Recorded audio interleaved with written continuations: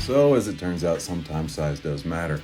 So we're going to show you how to change the needle in your Juki DDL 8700 to a larger needle from a 14 to an 18, and then show you how to retime the hook because it's absolutely necessary. 18 is the largest size needle that the Juki DDL 8700 can take, and you can go up to a size 23 on the Juki DDL 8700H.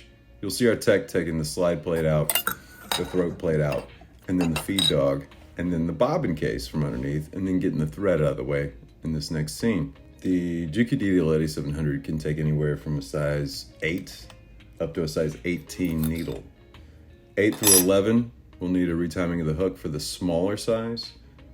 14 or 16 is what it can take without any retiming out of the box.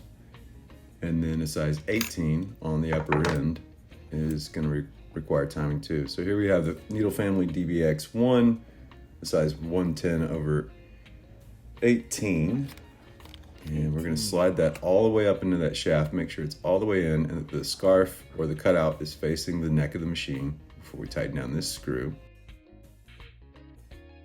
So that's in there correctly. Now we're going to take a look at the timing or the synchronization of the hook point to the needle.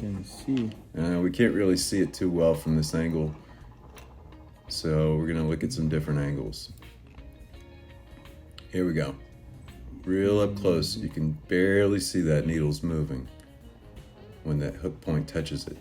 Now that will cause a problem if you don't retime it, because the hook point is going to cause friction on the thread there, and you're going to get thread breaks on a regular basis. And that's probably not what you want if you want to continue sewing. See it right there? I'm going to give you a couple more angles because it's really tight. Now if he was to push that needle with his finger towards the neck of the machine, it would be apparent. Let's go ahead and loosen the nuts on the shaft. There's 2, so we're cranking the hand wheel, of course, you can get that movement. And you're not looking to take these screws out, really you're just looking to break the seal on the first thread or so that's in there and give it a quarter turn to loosen it. Now we're just going to tap that whole assembly toward the neck of the machine with a screwdriver. Just little tap, tap, taps to get it to scooch back just a little bit. We just got to get that needle away from that hook point. And by tapping it this way, we're going to create that space.